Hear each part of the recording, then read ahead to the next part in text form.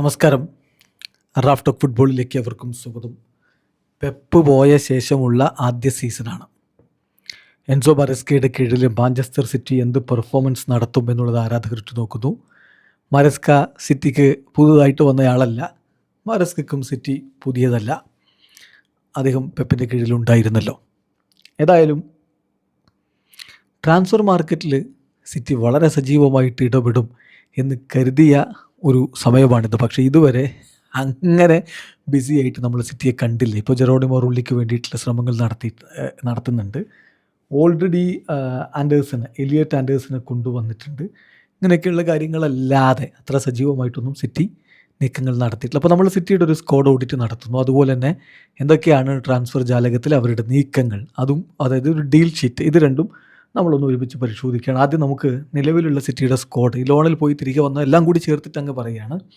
മാറ്റങ്ങൾ വരും ദിവസങ്ങളിൽ ഉണ്ടാവും. ഗോൾ കീപ്പർമാരായിട്ട് അവൈലബിൾ ജിയാലുഗി ഡൊണാരുമയും മാർക്കസ് ബാറ്റ്നെല്ലിയുമാണ്. നിങ്ങൾക്കറിയാവുന്ന പോലെ ബാറ്റ്നെല്ലിയും ഡൊണാരുമയും അല്ലാതെ ജെയിംസ് ട്രഫോർഡാണ് ഉണ്ടായിരുന്നത്. ട്രഫോർഡ് മൂവ് ചെയ്ത് കഴിഞ്ഞു. പകരം റുള്ളി എത്തിക്കാനുള്ള ശ്രമങ്ങൾ നടക്കുന്നു. ഡിഫൻസിലാണെങ്കിൽ സെൻട്രൽ ബാക്കുമാരായിട്ട് മാർഗോയി, റൂബൻ ഡയസ്, സ്റ്റെഫാൻ മുഫ്നിൽ, മാക്സ് എല്ലൈന്, പിന്നെ Abdul Khadir Khusanov, Victor Reis എന്നിവരൊക്കെയുണ്ട്. വലത് പാർശ്വത്തിൽ മാത്യൂസ് ന്യൂനസും റിക്കോ ലൂയിസും അവൈലബിൾ ആണ്. ഇടത് പാർശ്വത്തിൽ നിക്കോ റീലിയും റയാൻ ഐറ്റ്നൗറിയും ജോസ്കോ ഗാഡിയോളും ഉണ്ട്. ഗാഡിയോളിനെ സെൻറ്റർ ബാക്കായിട്ടും കളിക്കാൻ പറ്റും. മധുരയിലേക്ക് വരുമ്പോൾ റോഡ്രിയാണ് പ്രധാന റോളിലുള്ളത്. ഒപ്പം നിക്കോ ഗോൺസാലസ് ഉണ്ട്. പെലിയറ്റ് ആൻഡേഴ്സിനെ കൊണ്ടുവന്നിട്ടുണ്ട്.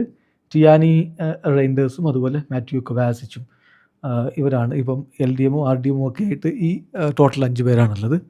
പിന്നെ LAM ആയിട്ട് Jeremy Doku, Jack Grealish, Jeremy Monga എന്നിവരുണ്ട്. CM ആയിട്ട് റയാൻ ചെർക്കി, ഫിൽ ഫോഡൻ, ലുവൻ മുഖാസ എന്നിവരുണ്ട്.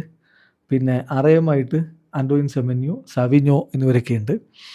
പിന്നെ സ്ട്രൈക്കറായിട്ട് Erling Haaland, Omar Marmoush, Claudio Echeverri. നമ്മൾ 4-2-3-1 ഫോർമേഷൻ ആണെങ്കിൽ ഇങ്ങനെയാണ് അവൈലബിൾ. ഈ സ്ക്വാഡിൽ മാറ്റങ്ങൾ എന്തായാലും വരും. അപ്പോൾ ഉള്ള ചോദ്യം, ഇത് മതിയോ എന്നുള്ളതാണ്. ഒന്നാമത്തെ ചോദ്യം അതാണ്, ഈ സ്ക്വാഡ് മതിയോ? ഇതിൽ ഏതൊക്കെ പൊസിഷനുകളിൽ എന്ത് റീഇൻഫോഴ്സ്മെൻറ്റുകളാണ് എൻസോ മരസ്കയ്ക്ക് വേണ്ടത്? അപ്പോൾ നമ്മൾ അതിലേക്ക് കൂടി നമ്മൾ വിശദമായിട്ട് കാര്യങ്ങൾ പരിശോധിക്കുമ്പോൾ ഇപ്പം നിങ്ങൾക്കറിയാലോ, പുതിയൊരു കോച്ച് എത്ര പഴയ ആളാണെന്ന് പറഞ്ഞാലും പുതിയ കോച്ചിന് പുതിയ ഫിലോസഫി ആയിരിക്കും. അതിനോട് എങ്ങനെ ഈ ടീം ബ്ലെൻഡ് ചെയ്ത് പോകും എന്നുള്ള ചോദ്യമുണ്ട്. ബെർണാഡോ സിൽവയെ പോലെയുള്ള വളരെ പരിചയസമ്പന്നരായിട്ടുള്ള താരങ്ങൾ ക്ലബ്ബ് വിടുകയും ചെയ്തിട്ടുള്ള ഒരു സന്ദർഭവുമാണല്ലോ. അപ്പം നിലവിൽ എന്താണ് സിറ്റി നടത്തിയിട്ടുള്ള മൂവുകൾ, ഈ കാര്യങ്ങളൊക്കെയാണ് നമ്മൾ ആദ്യം ഇവിടെ എടുക്കുന്നത്. തീർച്ചയായിട്ടും എന്താണ് ഇപ്പോൾ ഈ വീക്കിൽ നടന്നിട്ടുള്ളത്, ഇനി നടക്കാനിരിക്കുന്നത്? ഒരു ബിസി ട്രാൻസ്ഫർ ട്രാൻസ്ഫർ വിൻഡോ പ്രതീക്ഷിച്ചെങ്കിൽ ഇതുവരെ ഇല്ല എന്ന് ഞാൻ പറഞ്ഞല്ലോ. ഇപ്പോൾ ഈ ആഴ്ച സംഭവിച്ച പ്രധാന കാര്യം എന്ന് പറഞ്ഞാൽ, director of football Hugo Viana pre season ട്രിപ്പിൽ, ഹോങ്കോങ്ങിലേക്കുള്ള ട്രിപ്പിൽ ടീമിനോടൊപ്പം ജോയിൻ ചെയ്തിട്ടുണ്ട്. അപ്പോൾ ഒരു ട്രാൻസ്ഫറൊക്കെ നമ്മൾ പ്രതീക്ഷിക്കുന്നുണ്ട്. BC സമ്മർ നമ്മൾ പറഞ്ഞല്ലോ, സംഭവിച്ചിട്ടില്ലെങ്കിലും എലിയറ്റ് ആൻഡേഴ്സിനെ ഓൾറെഡി എത്തിച്ചിട്ടുണ്ട്. അത് വളരെ പോസിറ്റീവായിട്ടുള്ള ഒരു മൂവ് തന്നെയാണ്, അതിൽ തർക്കമില്ല. എലിയറ്റ് ആൻഡേഴ്സിനുണ്ട്. ജെറോണിമോ റുള്ളിയെ മാഴ്സേലിൽ നിന്ന് എത്തിക്കുന്നതിന് വേണ്ടിയിട്ടുള്ള നീക്കങ്ങൾ ഇപ്പോൾ ആരംഭിച്ചിട്ടുണ്ട്. ഫസ്റ്റ് ഒഫീഷ്യൽ ബിഡ് കൊടുത്തിട്ടുണ്ട്. ജെയിംസ് ട്രഫോർഡിനുള്ള ഒരു ബാക്കപ്പാണ്. അപ്പോൾ ജെയിംസ് ട്രഫോർഡ് പോയി, ബാക്കപ്പ് എന്നല്ല, ജെയിംസ് ട്രഫോർഡ് പോയി. അപ്പോൾ ഡൊണാരുമക്കൊരു ബാക്കപ്പ് എന്ന രൂപത്തിൽ അദ്ദേഹത്തെ എത്തിക്കുകയാണ്. മെയിൻ ഗോൾ കീപ്പർ എന്തായാലും ജിയാലുഗി ഡൊണാരുമയായിരിക്കും.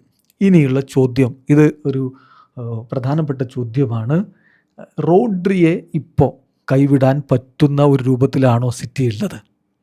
അങ്ങനെ കൈവിട്ടാൽ പകരം ആരെ അവർക്ക് ആ ഒരു പോസ്റ്റിൽ ഉപയോഗപ്പെടുത്താൻ പറ്റും?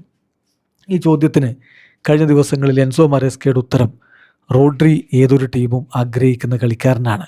അതേ ഇപ്പോൾ പരിക്ക് അതുപോലെയുള്ള വിശ്രമത്തിലൊക്കെയാണുള്ളല്ലോ. തിരികെ വരുമ്പോൾ അദ്ദേഹം ടീമിനോടൊപ്പം ഉണ്ടാകും എന്ന് തന്നെയാണ് പറയുന്നത്. പക്ഷേ റയലിലേക്ക് ചേക്കേറാൻ അദ്ദേഹം ആഗ്രഹിക്കുന്നതും റയൽ നീക്കങ്ങൾ നടത്തുന്നു എന്നുള്ളതും പരസ്യമായ രഹസ്യമാണ്. അപ്പോൾ റോഡ്രി പോയി കഴിഞ്ഞാൽ ഒരു റീഇൻഫോഴ്സ്മെൻറ്റ് ആവശ്യമാണ്.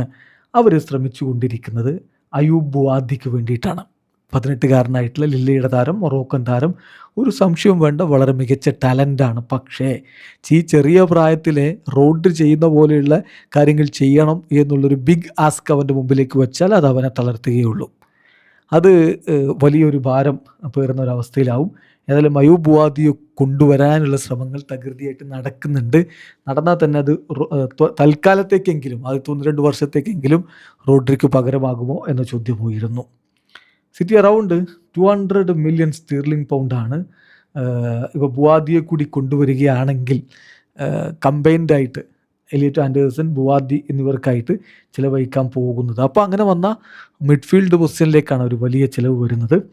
പക്ഷേ സ്റ്റിൽ അവർക്ക് ഇനിയും മിഡ്ഫീൽഡേഴ്സിന് ആവശ്യമായി വരും. പ്രത്യേകിച്ച് Nico Gonzalez, Tijjani Reijnders, Mateo Kovacic, ഇതിലാരെങ്കിലുമൊക്കെ മൂവ് ചെയ്യാനുള്ളൊരു സാധ്യത കൂടി അവിടെ കാണുമ്പോൾ, അപ്പോൾ കൊവാസിച്ച് പക്ഷേ അവിടെ തുടരും എന്ന തരത്തിലുള്ള സൂചനകൾ കൂടി ഇപ്പോൾ വന്നുകൊണ്ടിരിക്കുന്നുണ്ട്. പിന്നെ സിറ്റിയുടെ ഒരു പ്രയോറിറ്റി ഏത് പൊസിഷനിലേക്കുള്ള താരങ്ങളെ എത്തിക്കാനാണ് ഇപ്പോഴുള്ള പ്രയോറിറ്റി, എവിടെയാണ് റീഇൻഫോഴ്സ്മെൻറ്റ് വേണ്ടതെന്ന് ചോദിച്ചാൽ സംശയമൊന്നുമില്ല, അവർ ഈ സമ്മറിലേക്ക് ഹെഡ് ചെയ്യുമ്പോൾ അവരുടെ പ്രയോറിറ്റി എന്ന് പറഞ്ഞാൽ റൈറ്റ് ബാക്കിലേക്ക് ഒരു താരത്തെ വേണം എന്നുള്ളതാണ്.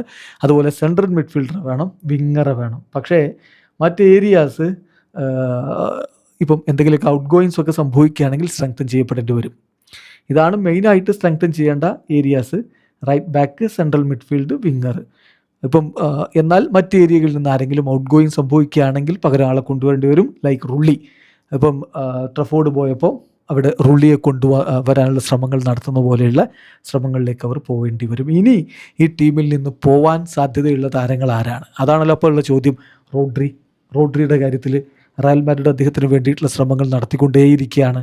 താരമാണെങ്കിൽ സ്പെയിനിലേക്ക് മടങ്ങാൻ വേണ്ടി ആഗ്രഹിക്കുന്നു. സോ അവിടെ ഒരു മൂവിനുള്ള എല്ലാ സാധ്യതയുമുണ്ട്. ദെൻ കൊവാസിച്ചിൻ്റെ കാര്യം, കൊവാസിച്ച് മൂവ് ചെയ്യാനുള്ള സാധ്യത പൂർണ്ണമായിട്ടും തള്ളിക്കളയാൻ കഴിയുമോ എന്നറിയില്ല. പക്ഷേ ഇപ്പോൾ നൽകുന്ന സൂചന അദ്ദേഹം സ്റ്റേ ചെയ്യും എന്ന് തന്നെയാണ്. എന്നാൽ സാവിഞ്ഞോ എന്ന് പറയുന്നുണ്ട്, എനിക്ക് പോകണം, ടോട്ടനാമിലേക്ക് പോകാൻ വേണ്ടി സാവിഞ്ഞോ റെഡി ആയിട്ടിരിക്കുകയാണ്. സോ അവിടെയൊക്കെ കവർ ചെയ്യേണ്ടി വരും. അതുപോലെ തന്നെ ചില സംശയങ്ങൾ, ഇപ്പം ദി അത്ലറ്റിക്കൊക്കെ ചൂണ്ടിക്കാണിക്കുന്ന ചില സംശയങ്ങൾ: ഒമർ മർമൂഷിൻ്റെ കാര്യം, റൈൻഡേഴ്സിൻ്റെ കാര്യം, റിക്കോ ലൂയിസ്, റൂബൻ ഡയസ്, ഇങ്ങനെയുള്ള താരങ്ങളുടെ കാര്യത്തിൽ ചില നീക്കങ്ങൾക്ക് സാധ്യതയുണ്ട് എന്നാണ്. അതിലിപ്പോൾ പ്രധാനമായിട്ടും റൂബൻ ഡയസിൻ്റെ കാര്യം റയൽ മാഡ്രിഡിന് ഇൻട്രസ്റ്റഡ് എന്ന് പറയുന്നു. റയലിന് എന്തായാലും ഒരു CB ആവശ്യമുണ്ട്. സെൻട്രൽ ബാക്കിനെ ഇപ്പോഴത്തെ അവസ്ഥയിൽ മൊറീഞ്ഞോ എത്തിക്കാൻ വേണ്ടി ആഗ്രഹിക്കുന്നു. അത് പോർച്ചുഗലിൽ തന്നെ ആയാൽ അദ്ദേഹത്തിന് കൂടുതൽ താല്പര്യം. സോ റൂബൻ ഡയസിൻ്റെ കാര്യത്തിൽ അത്തരത്തിലുള്ളൊരു കാര്യം ഡെവലപ്പ് ചെയ്ത് വരുന്നുണ്ട്. വരും ദിവസങ്ങളിൽ അതിൽ കൂടുതൽ വ്യക്തത വരും. പക്ഷേ ഇപ്പോൾ റൂബൻ ഡയസ് എന്തായാലും മാഞ്ചസ്റ്ററിൽ തന്നെ ഒരു സീസൺ കൂടി കളിക്കണം എന്നുള്ളൊരു ആഗ്രഹത്തിലാണ് നിൽക്കുന്നത്. പിന്നെ കാൽവിൻ ഫിലിപ്സ്, ജാക്ക് ഗ്രീലിഷ്, അവർ ഇപ്പോൾ മൂവ് ചെയ്യാനുള്ളൊരു സാധ്യതയുണ്ട്. അവർ പോവുകയാണെങ്കിൽ സ്വാഭാവികമായിട്ടും പകരം താരങ്ങളെ കൂടി എത്തിക്കേണ്ടതായിട്ടുള്ളൊരു അവസ്ഥയുണ്ട്. സോ അപ്പോൾ റൈറ്റ് ഓപ്ഷൻസ് വരികയാണെങ്കിൽ, കമലോങ് ആയിട്ട് റൈറ്റ് ഓപ്ഷൻ വരികയാണെങ്കിൽ ഈ താരങ്ങളും മൂവ് ചെയ്യാനുള്ള സാധ്യത. ഇതാണിപ്പം മാഞ്ചസ്റ്റർ സിറ്റിയുടെ ഒരു അവസ്ഥ. സ്ക്വാഡ് ഓഡിറ്റ് അതാണ്. സോ കാത്തിരിക്കാം ഇനിയിപ്പോൾ എന്തെല്ലാം മൂവുകൾ നടക്കുമെന്നറിയാൻ വേണ്ടി. വീഡിയോ അവസാനിക്കുന്നു. ഫുട്ബോൾ ലോകത്തെ കൂടുതൽ വിശേഷങ്ങളുമായി റാഫ് ടോക്സ് വീണ്ടും എത്താം.